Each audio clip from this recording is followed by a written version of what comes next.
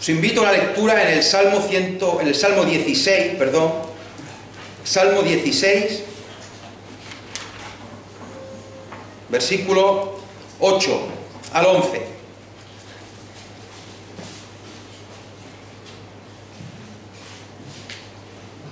Salmo 16, Salmo de David, versículo 8. A Jehová he puesto siempre delante de mí, porque está a mi diestra, no seré conmovido. Se alegró por tanto mi corazón y se gozó mi alma.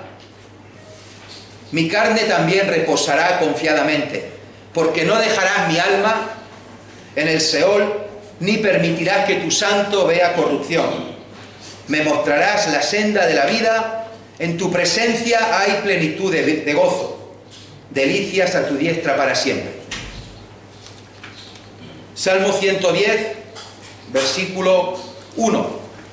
Salmo 110, 1.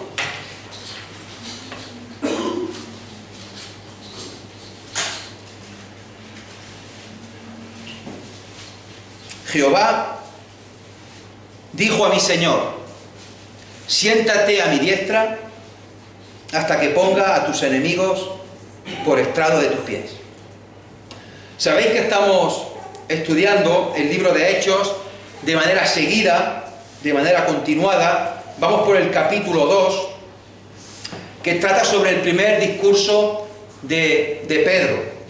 Ya hemos visto allí en el capítulo 2 hasta el versículo 24. Y vamos a leer ahora Hechos capítulo 2, de los versículos 25 al 36. Hechos 2, 25 al 36. Dice así la palabra de Dios: porque David dice de él: veía al Señor siempre delante de mí, porque está a mi diestra, no seré conmovido. Por lo cual mi corazón se alegró y se gozó mi lengua, y aún mi carne descansará en esperanza, porque no dejarás mi alma en el Hades, ni permitirás que tu santo vea corrupción. Me hiciste conocer los caminos de la vida, me llenarás de gozo con tu presencia. Varones hermanos, se os puede decir libremente del patriarca David, que murió y fue sepultado, y su sepulcro está con nosotros hasta el día de hoy. Pero siendo profeta, y sabiendo que con juramento Dios le había jurado que de su descendencia, en cuanto a la carne, levantaría al Cristo para que se sentase en su trono, viéndolo antes, habló de la resurrección de Cristo, que su alma no fue dejada en el Hades, ni su carne vio corrupción. A este Jesús resucitó Dios, de lo cual todos nosotros somos testigos. Así que, exaltado por la diestra de Dios, y habiendo recibido del Padre la promesa del Espíritu Santo, ha derramado esto que vosotros veis y oís. Porque David no subió a los cielos, pero él mismo dice: dijo el Señor a mi Señor: siéntate a mi diestra hasta que ponga a tus enemigos por estrado de tus pies. Sepa pues ciertísimamente toda la casa de Israel que a este Jesús, a quien vosotros crucificasteis, Dios le ha hecho Señor y Cristo. Lo primero que puede llamar la atención en estos versículos es que después de haber leído la otra vez del 22 al 24, en el cual se está hablando de este Jesús Nazareno, se está hablando de que fue un varón aprobado por Dios con muchas maravillas que Dios hizo por medio de él, que fue entregado por el determinado consejo y anticipado conocimiento de Dios, que lo prendisteis, que lo matasteis, que lo crucificasteis, que Dios le levantó de los muertos porque era imposible que la muerte lo pudiera retener. Nos encontramos ahora de pronto que lo que dice el rey David en el Salmo 16 se está refiriendo a Jesús. Y dice el versículo 25 que hemos leído: porque David dice de él: veía al Señor siempre delante de mí, porque está a mi diestra, no seré conmovido. porque David dice de él. Pedro, el apóstol Pedro, guiado e inspirado por el Espíritu Santo, dice que lo que aparece en el Salmo, que ese Señor que veía siempre delante de él, el rey David, que estaba a su diestra ayudándole, era el mismo Jesús. Era Dios Hijo. Estaba el rey David profetizando sobre Jesús. Sabemos que David no tuvo un reinado fácil. Sabemos que David no tuvo mucha tranquilidad en su vida, que digamos. Ya conocéis la historia y el culebrón de sus hijos. Pero nos está diciendo aquí el rey David, confirmado por Pedro, que Jesús estaba siempre con él. Que era el que le ayudaba, el que le sostenía, el que le fortalecía en todos esos momentos malos y difíciles. Veía al Señor siempre delante de mí. Y a pesar, hermanos, de tener tantas situaciones desagradables, estaba bien firme. No seré conmovido. Hemos leído. Muchos enemigos le querían hacer caer, pero nadie podía derribarlo porque estaba bien firme. Me imagino la cara, la reacción de los allí presentes cuando Pedro le dice esto. Me imagino incluso la cara un poco de los propios discípulos, de la propia madre de Jesús, de los propios hermanos de Jesús, el que estaba hace cientos de años atrás fortaleciendo al rey David, era Jesús, era nuestro maestro, era nuestro hermano, era mi hijo. Dice Hebreos 11:27, tras decir varias veces, por la fe Moisés, por la fe Moisés, por la fe Moisés, dice después, porque se sostuvo como viendo, como mirando al invisible. Y en el capítulo siguiente, en Hebreos 12, 1 y 2, por tanto, nosotros también, teniendo en derredor nuestro tan grandes nubes de testigos, despojémonos de todo peso y del pecado que nos asedia, y corramos con paciencia la carrera que tenemos por delante. Y hermanos, cada uno con sus situaciones, con sus circunstancias, con su contexto, con su mochila, con sus piedras en el camino, con su sufrimiento, con su enfermedad, con su dolor. Pero todos, como sigue diciendo, todos, puestos los ojos en Jesús, el autor y el consumador de la fe, el cual por el gozo puesto delante de él sufrió la cruz, menospreciando el oprobio, y se sentó a la diestra del trono de Dios. Filipenses 4:13, dice el apóstol Pablo, sé vivir humildemente y sé tener abundancia, en todo y por todo estoy enseñado, así para estar saciado como para tener hambre, así para tener abundancia como para tener necesidad. Todo lo puedo en Cristo que me fortalece. Dice el versículo 26, por lo cual mi corazón se alegró y se gozó mi lengua, y aún mi carne descansará en esperanza. Al tener a Jesús a su lado, le trae gozo, paz, alegría, esperanza. La angustia y la preocupación se van. El corazón cambia de angustia a alegría, de sufrimiento a esperanza. Hermanos, esto no se va a producir siempre si no se cumple una condición. Y Juan lo ha mencionado 2 o 3 veces en esta mañana. Hay que estar cerca de Jesús. La condición es que Jesús esté cerca. Cuanto más cerca estés de Él, más cerca, más alegría, más paz tendrás. Cuanto más alejado estés de Jesús, más preocupación, más soledad y más sufrimiento sentirás.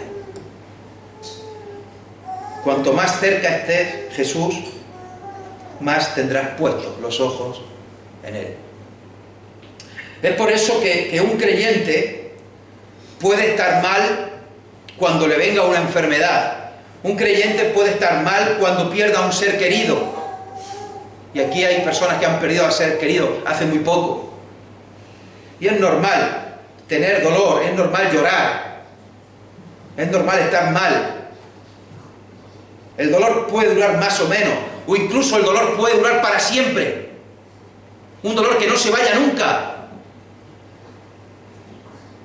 Pero hermanos, un creyente no puede vivir en continua amargura y en continua tristeza. Porque el gozo de ser salvo, el gozo de tener el Espíritu Santo es mayor que el sufrimiento. De hecho, ahí tenemos los frutos del Espíritu Santo. El primero es amor y el segundo, gozo.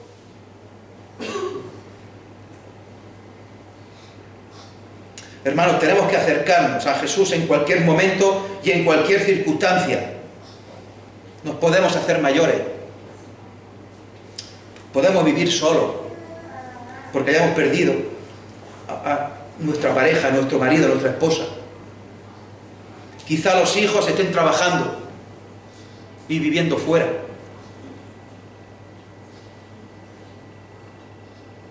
Pero contamos con la ayuda de los hermanos de la iglesia y sobre todo contamos con Dios Padre, con Dios Hijo y con Dios Espíritu Santo. Y hermanos, al tener esto cerca, al tenerlo cerca, nuestro corazón y nuestra lengua rebosan alegría.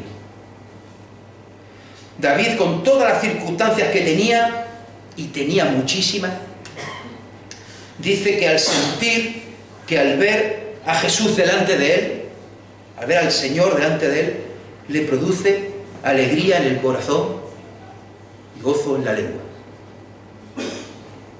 También conocemos de sobra la historia de Job, aquel varón recto, justo, temeroso de Dios y apartado del mal, pero lo pierde todos sus hijos. Y en mitad del dolor, del sufrimiento, es capaz de decir: desnudo salí del vientre de mi madre y desnudo volveré allá. Jehová dio y Jehová quitó.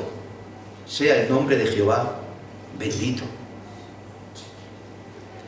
El propio Job es también capaz de decir en el capítulo 19: yo sé que mi Redentor vive y al fin se levantará sobre el polvo. Querido hermano, ¿qué hay en tu corazón? ¿Qué hay en tu lengua? El Salmo 16, en vez de lengua, dice alma. Se gozó mi alma. En cualquier caso, hermano, te hago la pregunta, no para que la contestes en público, sino para que la pienses tú y medites. ¿Qué hay en tu corazón? ¿Qué hay en tu lengua? ¿Qué hay en tu alma? Dice el Señor Jesús en Lucas 6:45, de la abundancia del corazón habla la boca. Y sigue diciendo este versículo también: y aún mi carne descansará en esperanza. Alegría, gozo, descanso y esperanza. Seguridad total para el que vive en comunión con Dios. Sigue diciendo el versículo 27, porque no dejarás mi alma en el Hades, ni permitirás que tu santo vea corrupción. Bueno, y aquí tenemos que matizar una cosa. Si leemos en el Salmo, aparece santo en minúscula. Y al menos en la Reina Valera aparece ahora en mayúscula aquí en Hechos. En Reina Valera aparece en minúscula santo en el Salmo y aparece con mayúscula santo en Hechos. En las Américas sí pone mayúscula en el Salmo 16. ¿A quién se refiere entonces con que su alma no vaya al Hades ni que su santo vea corrupción? ¿Está hablando de David, que es el escritor del Salmo, o se está refiriendo a otro? Bueno, Pedro lo deja clarísimo. Pedro, iluminado por el Espíritu Santo, resuelve la duda al introducir el componente profético, a Jesús. Por tanto, cuando dice santo, no se refiere a David, sino que se refiere a Jesús. Santo con mayúscula, solo Dios es santo. Y hemos cantado ese precioso himno: santo, santo, santo, Señor omnipotente. Solo Dios es santo. De hecho, hermanos, es el único atributo de todos los que tiene Dios que se repite 3 veces. Para los judíos, repetir una palabra significaba llevar algo al extremo. Si yo repito algo, estoy llevando algo al extremo, algo superlativo. Si encima lo repito 3 veces, imaginaos. No se dice en ningún lugar de las Escrituras que Dios sea amor, amor, amor. Ni se dice que Dios sea misericordia, misericordia, misericordia. Sí se dice que Dios es santo, santo, santo. Y esto aparece 2 veces en la Biblia. En 2 visiones. Una visión en el Antiguo Testamento y otra visión en el Nuevo Testamento. En ambas visiones es cantada o es gritada esta expresión por criaturas celestiales.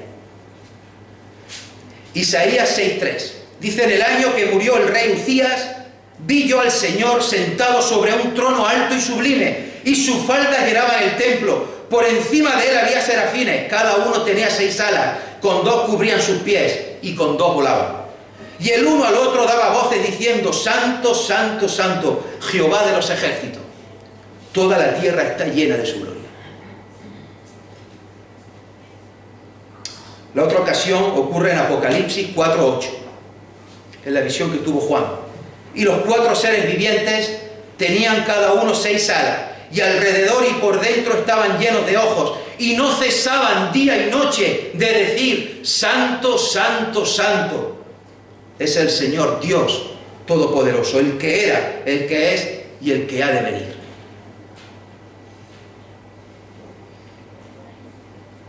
En ambos casos, tanto en Isaías como en Apocalipsis, la reacción es la misma.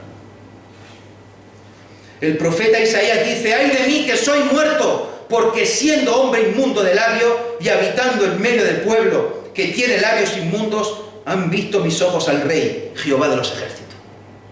¡Ay de mí que soy muerto!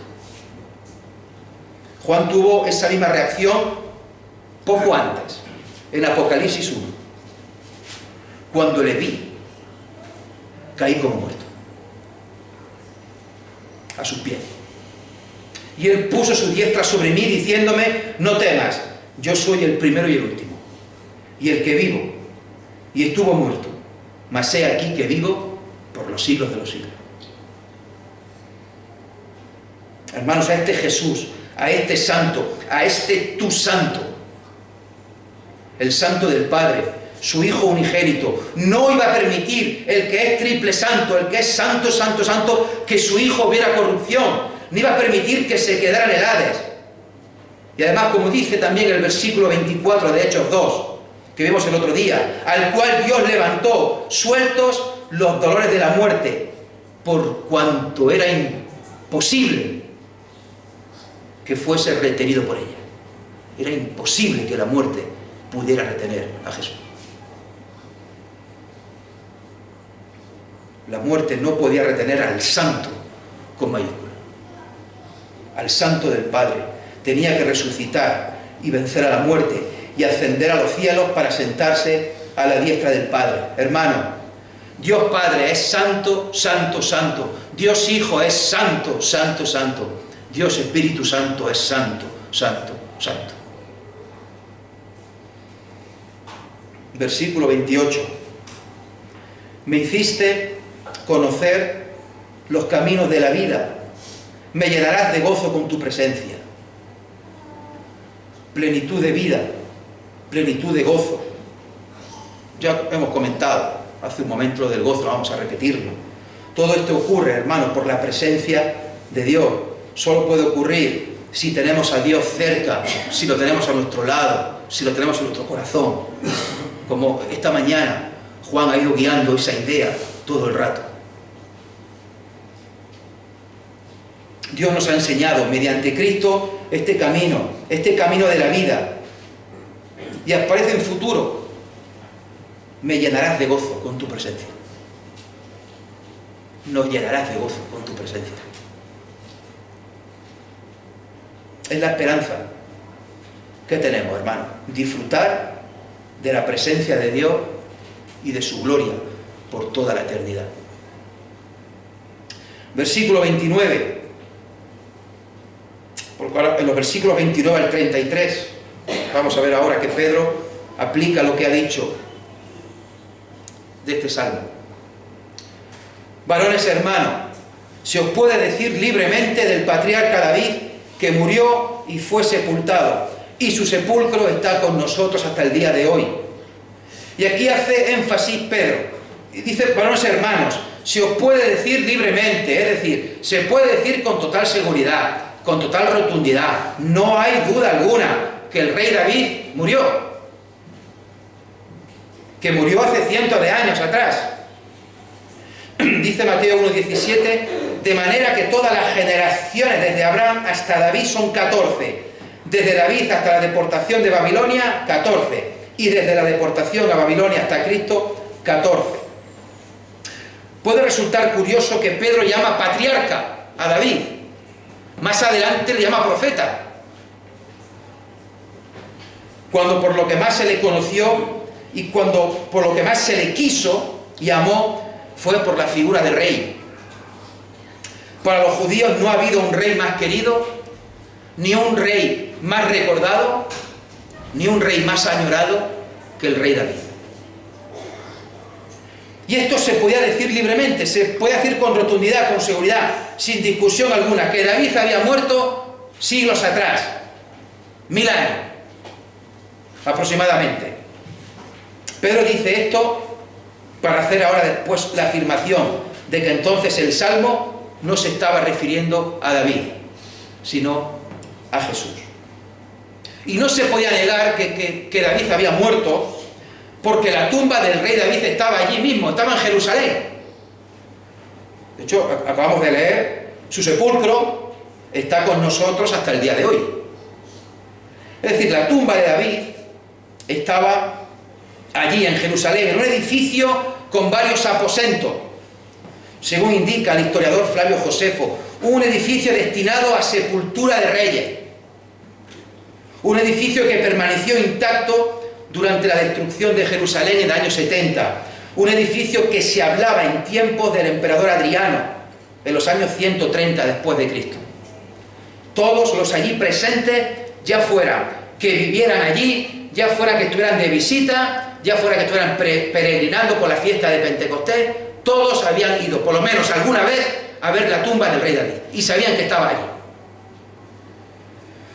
Por eso se puede decir libremente que David murió y fue sepultado. Y aquí tenemos el sepulcro, aquí está. Versículos 30 y 31. Pero siendo profeta y sabiendo que con juramento Dios le había jurado que de su descendencia en cuanto a la carne levantaría al Cristo para que se sentase en su trono, viéndolo antes, habló de la resurrección de Cristo, que su alma no fue dejada en el Hades, ni su carne vio corrupción. Pedro continúa con su argumento. Pedro continúa con la explicación del Salmo. Y añade ahora que David, siendo profeta, el rey de Israel, mencionado antes como patriarca, también se dice ahora que fue profeta, que el Salmo que escribió, inspirado por el Espíritu Santo, era una profecía que se cumplía ahora. Es también muy interesante el pasaje que el mismo apóstol Pedro dice en 1 de Pedro 1:10 y siguiente. Dice allí, en 1 de Pedro 1:10, que los profetas que profetizaron de la gracia destinada a vosotros inquirieron y diligentemente indagaron acerca de esta salvación, escudriñando qué persona y escudriñando qué tiempo indicaba el Espíritu de Cristo que estaba en ellos, el cual anunciaba de antemano los sufrimientos de Cristo y las glorias que vendrían detrás de ellos. A estos se les reveló que no para sí mismos, sino para otros, administraban las cosas que ahora os son anunciadas, por los que os han predicado el Evangelio por el Espíritu Santo enviado al cielo. Cosas en las cuales anhelan mirar los ángeles. Nos dice el apóstol Pedro que los profetas inquirieron, que los profetas indagaron, que los profetas escudriñaron para ver qué persona y qué tiempo les indicaba el Espíritu. Pero también se les reveló que todas estas cosas que profetizaban, que anunciaban, que ellos no las iban a ver, que no eran para ellos, sino que eran para otros. Y aquí David escribe en su salmo, sin saber a ciencia cierta del que está hablando, sin saber a ciencia cierta qué va a hacer, cuándo va a venir, dónde va a venir, qué va a hacer, cuál es el plan de salvación, sin saber si va a venir mañana, el año que viene o cientos de años después, como así ocurrió que vino 1000 años después. Hermanos, qué maravilla para nosotros tener la revelación completa, tener las escrituras completas, de principio a final. Qué maravilla, hermanos, poder estudiarla, leerla, comprenderla, sentirla y vivirla, y saber lo que va a ocurrir hasta el final. Menciona también Pedro el pacto davídico, el juramento que Dios le había jurado que de su descendencia levantaría un rey para que se sentase en su trono. Y ese cumplimiento, ese rey, no tiene tanto que ver con su hijo Salomón y con los siguientes, sino que se cumplió en la persona del Señor Jesucristo. Levantaría a Cristo para que se sentase en su trono. Salmo 132, 11. En verdad juró Jehová a David, y no se retractará de ello. De tu descendencia pondré sobre tu trono. Este pacto es un juramento de parte de Dios, por tanto se cumple sí o sí, como todas las promesas incondicionales que Dios hace y dice. Y es Cristo, el descendiente de David, también según la genealogía, ya lo explicó Juan Pablo no hace mucho, el que ocupa el trono de David. Y este es el argumento principal de Pedro, que tanto David como sus hijos, sus descendientes, estaban todos muertos y estaban allí sepultados en Jerusalén. Allí tenía la sepultura. Pero había uno, descendiente de David, el Cristo, el Mesías, que había vencido a la muerte, resucitando y ascendiendo a la presencia del Padre, sentándose en el trono, a la diestra. El apóstol Pedro, queridos hermanos, no hace más que hacer énfasis en la resurrección de Jesús. No hace más que hacer énfasis en que lo que aparece en el Salmo 16 es una profecía cumplida en la persona de Jesucristo. Sigue diciendo los versículos 32 y 33. A este Jesús resucitó Dios, de lo cual todos nosotros somos testigos. Así que, exaltado por la diestra de Dios y habiendo recibido del Padre la promesa del Espíritu Santo, ha derramado esto que vosotros veis hoy.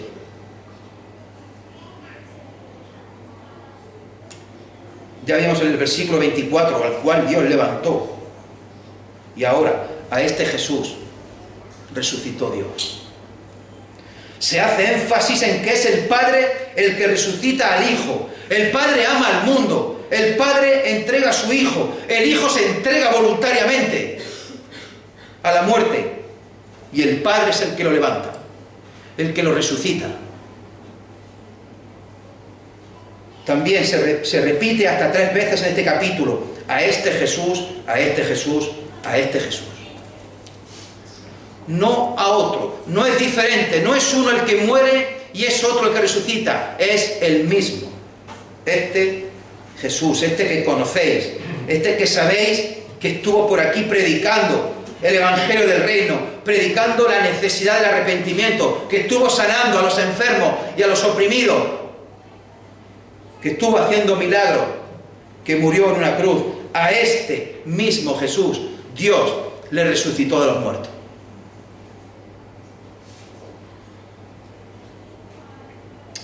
Y además de esto, somos testigos. Los 120 que estábamos en el aposento, allí orando, unánimes, esos 120 que incluyen a los discípulos, a la madre, a los hermanos de Jesús, esos 120 que vino sobre ellos el Espíritu Santo, que comenzaron a hablar en otros idiomas, somos testigos de que Jesús resucitó. Porque lo hemos visto, se nos ha aparecido. No es que nos lo hayan contado, es que lo hemos visto resucitar. Se nos ha aparecido, hemos hablado con Él, hemos comido con Él, nos ha dado instrucciones, lo hemos visto ascender con nuestros ojos al cielo. Se nos han aparecido 2 ángeles diciendo que este mismo Jesús volverá algún día. Este mismo Jesús. No somos 2 o 3 los que afirmamos que lo hemos visto. No solamente la madre, no solamente el hermano, no solamente los 11 discípulos. Somos 120 personas. Todos lo hemos visto resucitado al menos una vez. No ha sido una visión, no es que estemos locos, no es que estemos borrachos, nuestros ojos lo han visto. Se ha aparecido en primer lugar a María Magdalena, después a las demás mujeres. Se ha aparecido a los discípulos de Emaús, se ha aparecido a Tomás, el cual tenía muchas dudas y no se lo creía. Se nos apareció a la orilla del mar de Galilea y allí desayunamos con él. Todo concuerda, no hay contradicción. Lo hemos visto resucitado. Hemos recibido todos la promesa del Espíritu Santo. Y por eso estamos aquí hablando en lenguas desconocidas, en otros idiomas. Somos testigos del cumplimiento profético del Salmo 16. Que Jesús muere, resucita, asciende a los cielos y es exaltado, sentándose a la diestra del Padre. Conocemos de memoria casi todos los que estamos aquí, Filipenses 2, por lo cual Dios le exaltó. ¿Hasta dónde? Hasta lo sumo. Y le dio un nombre que es sobre todo nombre. Por lo cual Dios le exaltó hasta lo sumo. Versículos 34 y 35, ya vamos terminando. Porque David no subió a los cielos, pero él mismo dice: dijo el Señor a mi Señor, siéntate a mi diestra hasta que ponga a tus enemigos por estrado de tus pies. Pedro vuelve a citar otro salmo, en este caso el 110, versículo 1, que no es solamente el salmo más citado en el Nuevo Testamento, que lo es el salmo más citado. Es el pasaje más citado del Antiguo Testamento en el Nuevo Testamento. Hasta un total de 27 veces se menciona el Salmo 110 en el Nuevo Testamento, especialmente este versículo 1. La Biblia hebrea dice literalmente: dijo Yahweh a Adonai, dijo Yahvé a Adonai, dijo Jehová a Adonai. Si os acordáis de la otra vez que prediqué en Jeremías 31, os expliqué algo sobre el tetragrámato, esas 4 consonantes innombrables por los judíos, YHWH, que significan, según se ha traducido a nuestra Biblia, Jehová, pero es más fiable, parece ser, Yahvé o Yahweh. Como los judíos no podían utilizar esa palabra, no podían pronunciar ese nombre porque era muy sagrado, utilizaban otros nombres para referirse a Dios, ya fuera Elohim o ya fuera Adonai. Como digo, la Biblia hebrea dice literalmente: dijo el tetragrámato Yahvé a Adonai, dijo el Señor a mi Señor. David no es el que sube a los cielos, David no es el que se sienta a la diestra de Dios, sino que es David el que dice, dijo el Señor a mi Señor. Hermanos, esto es maravilloso. Dijo el Señor a mi Señor. En Mateo 22, 41 dice que estando junto a los fariseos, Jesús les preguntó diciendo, ¿qué pensáis del Cristo? ¿De quién es hijo? Le dijeron, de David.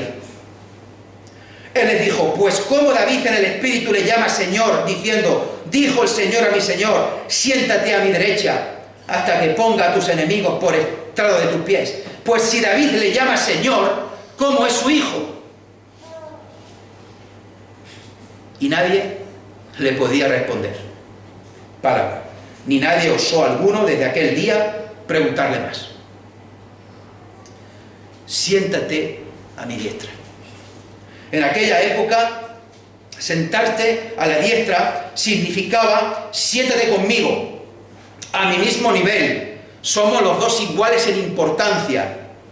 Tenemos el mismo poder, tenemos la misma dignidad. El Padre le dice al Hijo, siéntate en el trono, siéntate a mi diestra. Pero no te vas a sentar para que descanses, no te vas a sentar para que te relajes, no te vas a sentar en el trono para que veas cómo yo actúo, sino que te vas a sentar en el trono para que gobiernes conmigo. Siéntate a mi diestra. Pedro les está diciendo, también ha mencionado Juan, que al que rechazaron, que al que torturaron, que al que crucificaron, que al que escupieron, que al que abofetearon, que al que escarnecieron, que al que azotaron, no eran cualquiera. Era el Mesías, el Señor, el Adonai, el Kurios, como aparece aquí en griego. No es que hubieran rechazado, hermanos, a ver si me entendéis, a ver si lo entendemos, que estoy seguro que sí. No es que habían rechazado al hijo de David, es que habían rechazado, que habían matado al Señor de David.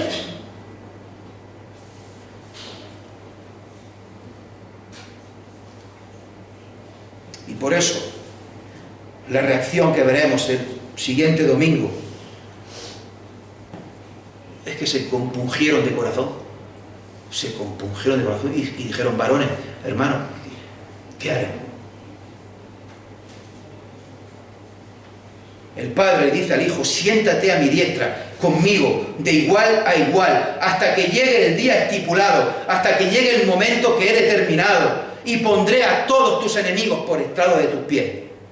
Y esto no va a ser un proceso, no va a ser una lucha larga, una lucha de desgaste. Cuando el Padre diga el momento, se hará todo al instante. Como veíamos el jueves pasado, con aquella curación del paralítico, que no es que se curó poco a poco, no, se curó al instante. Y aquí va a pasar igual.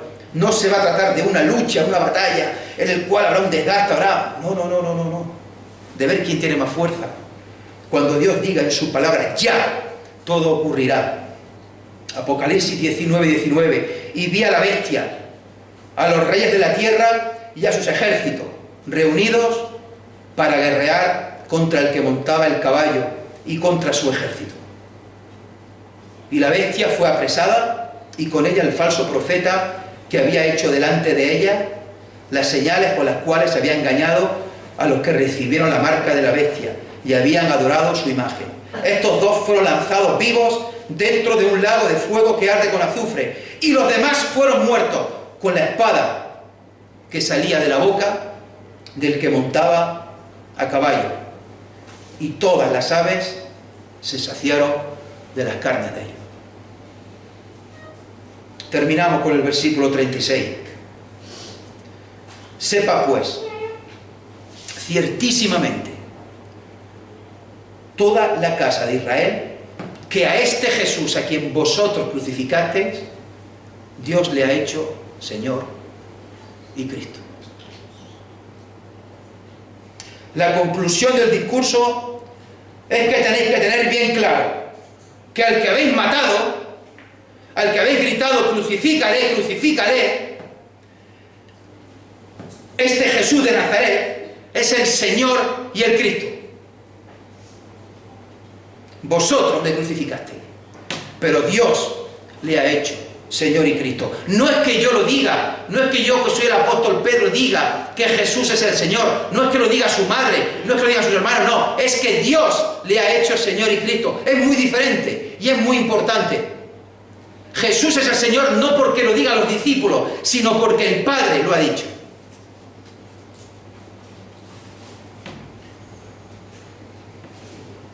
Y esto de que Jesús es el Señor es muy importante. Porque el énfasis principal, hermanos, de todo el libro de Hechos, es que Jesús es el Señor. Aparece más de 90 veces en Hechos de los Apóstoles. Más de 90 veces. El énfasis, hermanos, en todo el Nuevo Testamento es que Jesús es el Señor. Aparece más de 700 veces. Jesús es el Señor. Ya leímos antes algo de Filipenses 2, que sabemos de memoria. Cuando Dios le exaltó hasta lo sumo y le dio un nombre que es sobre todo nombre, para que en el nombre de Jesús se doble toda rodilla de los que están en los cielos, en la tierra y debajo de la tierra. Y toda lengua confiese que Jesucristo es el Señor, para gloria de Dios Padre. Romanos 10, 8 y 9. Esta, hermanos, esta es la palabra de fe que predicamos, dice el apóstol Pablo. Esta es la palabra de fe que predicamos. Que si confesares con tu boca que Jesús es el Señor, y creyeres en tu corazón que Dios le levantó de los muertos, serás salvo. Esta es la palabra de fe que predicamos. Jesús es el Señor. Amigo mío, si aún no has creído en Jesús como Señor, que sepas que si hoy crees en tu corazón que Dios le levantó de los muertos, si crees de corazón que Jesús murió en una cruz, y crees de corazón que Dios le resucitó, y si confiesas con tu boca, con tu alma, con tu ser, que Jesús es el Señor, serás salvo. Amén. Vamos a cantar a modo de oración final una canción, y que el Señor nos bendiga a todos. Amén.